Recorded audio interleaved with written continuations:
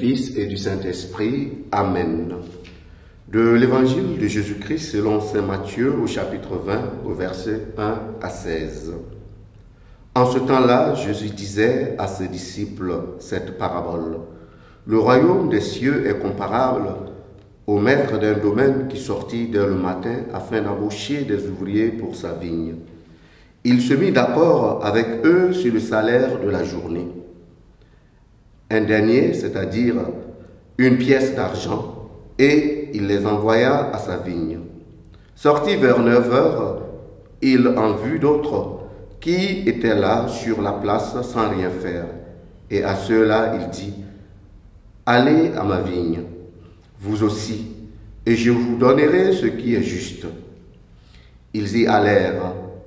Il sortit de nouveau vers midi, puis vers 3 heures, et fit de même. Vers 5 heures, il sortit encore, en trouvant d'autres qui étaient là, et leur dit, « Pourquoi êtes-vous restés là toute la journée sans rien faire ?» Ils lui répondirent, « Parce que personne ne nous a embauchés. » Il leur dit, « Allez à ma vigne, vous aussi. » Le soir venu, le maître de la vigne dit à son intendant, « Appelle les ouvriers et distribue le salaire, en commençant par les derniers pour finir par les premiers. » Ceux qui avaient commencé à 5 heures s'avançaient et reçurent chacun une pièce d'un denier.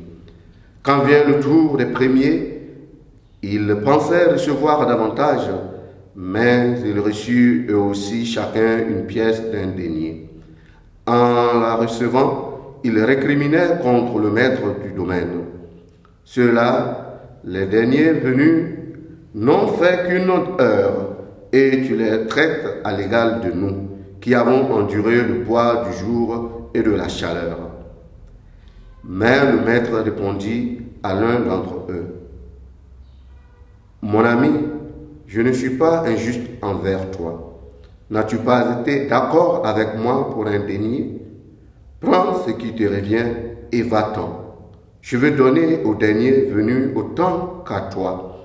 N'ai-je pas le droit de faire ce que je veux de mes biens?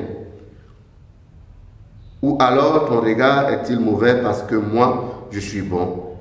C'est ainsi que les derniers seront premiers et les premiers seront derniers. » Acclamons la parole de Dieu. Louange à toi, Seigneur Jésus. Bien-aimés dans le Seigneur, la parabole de ce jour nous montre qu'il nous faut apprendre à regarder avec les yeux de la foi et aussi à saisir la pédagogie à partir de laquelle le Seigneur veut nous introduire en sa présence. Très souvent, nous enfermons Dieu dans nos sentiments humains. Ces sentiments qui nous rendent incapables de nous ouvrir à la miséricorde de Dieu. Pire, non seulement de nous ouvrir à la miséricorde de Dieu, mais de souffrir lorsque la miséricorde de Dieu s'exerce pour les autres, notamment pour ceux que nous considérons comme étant des malfaiteurs, pour ceux que nous considérons comme étant des recrues de justice.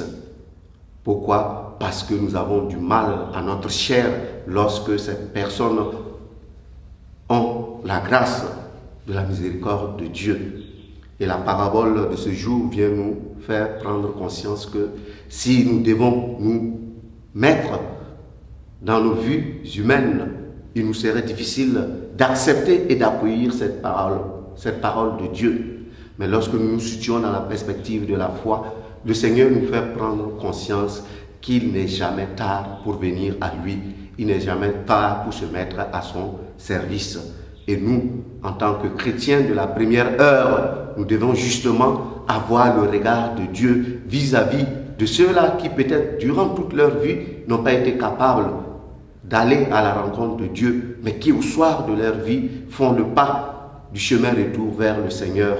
Eh bien, nous devons être disponibles pour accompagner ces personnes-là à la rencontre de Dieu. Nous devons être ceux-là qu'il est temps un main secourable. Sinon, nous risquons justement d'être appelés comme ces personnes qui ont un sentiment mauvais à l'égard de la miséricorde de Dieu qui s'exerce pour les autres.